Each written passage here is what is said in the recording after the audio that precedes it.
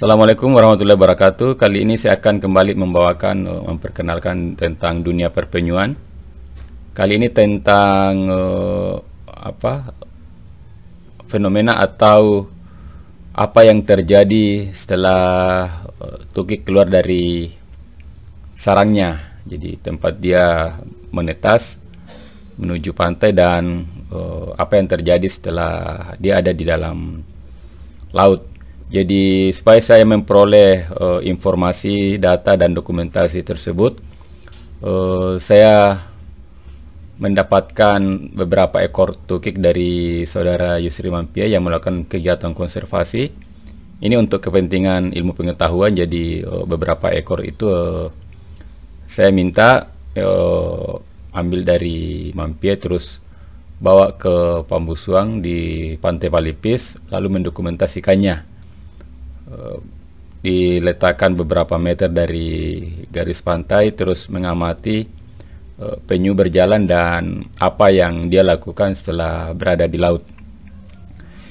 Ini mungkin agak ini sebagai informasi, mungkin ada bias dalam hal ini karena idealnya secara alami kan tukik keluar dari sarang langsung ke arah pantai. Nah, itu secara ideal memang seperti itu. Nah, ketika ada perlakuan atau campur tangan manusia, misalnya mulai dari memindahkan telur, terus ketika berhasil keluar dari sarang untuk faktor alasan tertentu, itu sarangnya itu dipasangi jaring dan tukik tidak bisa langsung ke laut dan ditahan beberapa jam atau 1-2 hari. Itu mungkin ada mempengaruhi secara biologis di dalam tubuhnya, karena ada pendapat mengatakan bahwa ketika tukik melakukan atau menetas atau menuju laut itu, dia pada saat yang sama secara memori atau biokimia itu merekam apa yang ada di lingkungannya, karena ada teori yang mengatakan bahwa di mana dia dilahirkan itu dia akan kembali ke situ untuk bertelur. Nah, kalau memang itu yang terjadi, dan kemungkinan besar akan ada pengaruh ketika yang tadinya itu harus langsung ke laut kita simpan, atau kita simpan di tahan beberapa hari, itu mungkin ada pengaruhnya. Jadi ini semacam pemberitahuan sejak awal bahwa apa yang saya perlihatkan dokumentasinya sebentar ini adalah tukik yang telah ada campur tangan manusia di situ. Jadi secara alami mungkin ada perbedaan, tapi sepertinya tidak akan signifikan, dalam arti dampaknya itu baru akan kelihatan kalau memang ada ketika tukik dewasa, misalnya ternyata yang tadinya menetas di Mampie, terus belakangan ternyata dilepas di Pambusuang yang berjarak kurang lebih hampir 20 kilo. Jadi semacam informasi. Nah, contoh kasus ini adalah penyu pipi. Kalau secara umum ada beberapa istilah untuk menyebut jenis penyu ini, penyu lekang, kadang juga disebut penyu abu-abu, kadang juga disebut penyu semu sisik. Tapi kalau dalam bahasa Inggris itu disebut penyu olive atau zaitun. Mungkin karena apakah bentuknya seperti buah zaitun atau warnanya, jadi kemungkinan besar kalau lihat secara fisik warna penyu lekang ini ya memang seperti buah zaitun yang agak kehijau-hijauan, tapi bukan penyu hijau. Nah, karena waktu kecil warnanya abu-abu, jadi disebut juga penyu abu-abu. Kalau secara umum disebut penyu lekang. Nah, ini yang kami amati. Ini adalah dokumentasi tadi malam ketika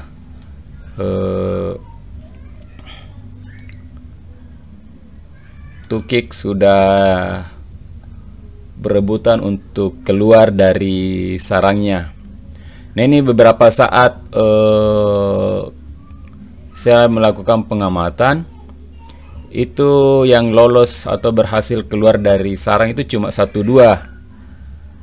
Itu pun yang 1-2 atau beberapa ekor yang keluar itu kadang kembali ke lubang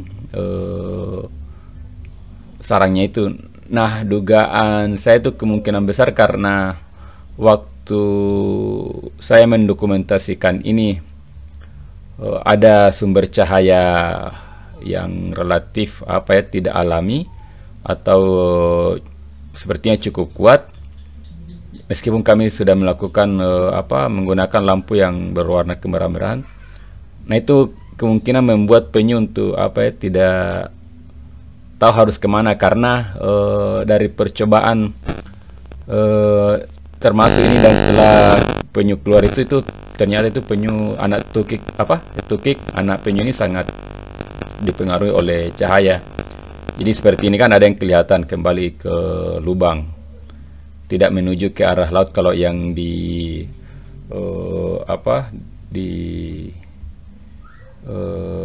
kasus ini berjarak kurang lebih 20 meter dari garis pantai. Nah, ini adalah setelah kami mencoba mengambil 2 ekor, terus letakkan di beberapa meter dari garis pantai.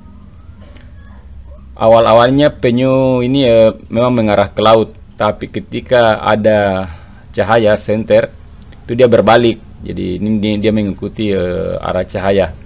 Jadi laut itu ada di belakang si tukik ini, dia tidak menuju ke arah laut. Nah, ketika asal cahaya ini dipindahkan, tukik berusaha mengikuti sumber cahaya tersebut. Jadi ini bisa memberi gambaran betapa pentingnya kita memperhatikan sumber cahaya yang ada di pantai, seperti pemukiman, terus lampu jalan atau karena kalau tempat penyu bertelur tersebut banyak sekali polusi cahaya, itu bisa membingungkan si tukik. Jadi misalnya berhasil keluar dari sarang, daratan jauh lebih terang dibanding lautan. Nah, bisa jadi dia ke arah darat, yang ke arah jalan, ke rumah penduduk, dan bisa menyebabkan kematian mungkin di mangsa predator atau tergilas kendaraan. Jadi ini harus kita ketahui bersama bahwa yang menyebabkan tukik ke arah laut itu adalah cahaya. Karena kalau secara alami, misalnya dalam keadaan tidak ada cahaya buatan di situ, meskipun bulan gelap, itu suasana permukaan laut itu ada perbedaan terangnya antara yang di darat dengan yang di laut. Jadi secara insting itu penyu akan menuju tempat yang lebih terang, dalam hal ini laut. Jadi dari praktek semalam juga, meskipun si penyu ini tukik ini sudah ada di laut, sudah dijilat lidah ombak, ketika kami senter itu dia berusaha kembali ke darat mengikuti sumber cahaya. Dia tidak langsung ke arah laut, tidak langsung seperti ini. Nah, ini juga yang saya perhatikan setelah mengambil penyu dari Mampia dan membawa ke Palipis. Itu saya perhatikan setelah pas tiba di laut, itu penyu atau si tukik ini turun beberapa kali. Dia menghindari gulungan ombak yang ada di permukaan, karena kalau dia tetap berada di permukaan, dia akan selalu terlempar ke arah darat. Jadi dia harus menyelam turun supaya gulungan bagian atas ombak itu dia tidak terbawa. Nah, nanti setelah beberapa meter itu dia sudah merasa tidak ada lidah ombak yang keras, dia mulai berenang di permukaan dan lebih memudahkan dia untuk bernafas. Dan yang seperti ini yang terjadi, berenang terus mendongakkan kepalanya untuk mengambil udara, karena harus kita ketahui penyu itu bernafas menggunakan paru-paru seperti manusia, jadi tidak menggunakan insang seperti ikan. Inilah yang terjadi ketika penyu berada di lautan. Nah, kadang dia akan seperti ini, tidak menggerakkan sirip depannya, sekali saja yang dia kakinya. Dan ini mungkin semacam kamuflase juga, seperti benda terapung di laut. Meskipun penyu bisa berenang, tapi kalau di lautan lepas ini seperti ini, dia sangat dipengaruhi oleh arus. Jadi dalam beberapa menit saja itu, waktu lepas dari garis pantai saya ikut, itu sudah ya lebih 100 meter meninggalkan garis pantai itu. Jadi sangat dipengaruhi memang kecepatan arus untuk kecepatan penyu bisa sampai ke laut lepas. Nah, ini kalau kita lihat dari atas, tadi sebelumnya dari bawah.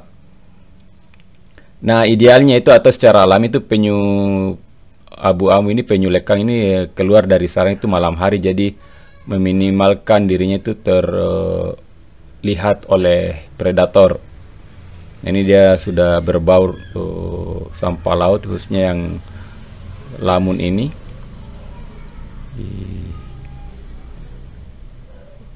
Nah, ini makin menuju ke laut lepas, ya lumayan cepat berenangnya, tampak seperti burung yang terbang kalau kita lihat.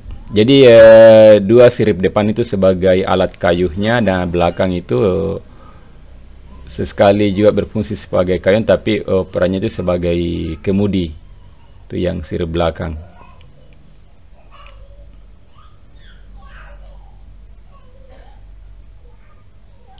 Jenis penyu lekang ini atau penyu abu-abu ini, kalau dibanding dengan jenis penyu yang lain seperti penyu hijau sama penyu sisik, ini penyu hijau dan penyu sisik, penyu ini yang ya replikanya terbuat dari mungkin fiber. Ini penyu lekang. Statusnya lebih kalau dua ini lebih dilindungi dibanding ini. Kalau seperti ini menurut perjanjian yang di Barcelona itu, untuk kasus ini lebih agak longgar atau lebih kurang ketat dibanding dengan yang jenis penyu yang lain seperti penyu sisik dan penyu hijau, karena populasinya ini jauh lebih banyak dibanding yang ini. Dan kadang juga penyu lekang itu ya maksudnya lebih mudah ditemukan untuk kalau kita mau melakukan pengamatan di pantai-pantai yang biasa didatangi penyu untuk bertelur, karena ya kadang berombongan datang ini kalau penyu lekang ini. Terus dia juga memiliki kebiasaan untuk berjemur di atas pasir. Jadi kalau misalnya dia tinggal atau berada di perairan subtropis, itu dia kadang naik ke darat ke pantai untuk berjemur. Tapi kalau di perairan hangat, dia cukup di atas permukaan laut untuk menghangatkan tubuhnya. Itu mungkin ada faktor biologi,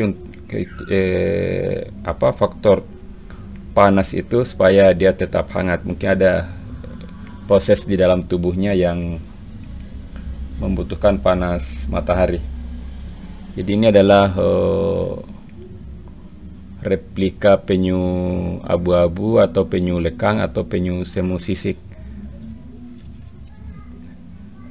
Nyaris tidak ada motif di tubuhnya dibandingkan dengan penyu misalnya penyu yang tadi, yang penyu sisik sama penyu hijau.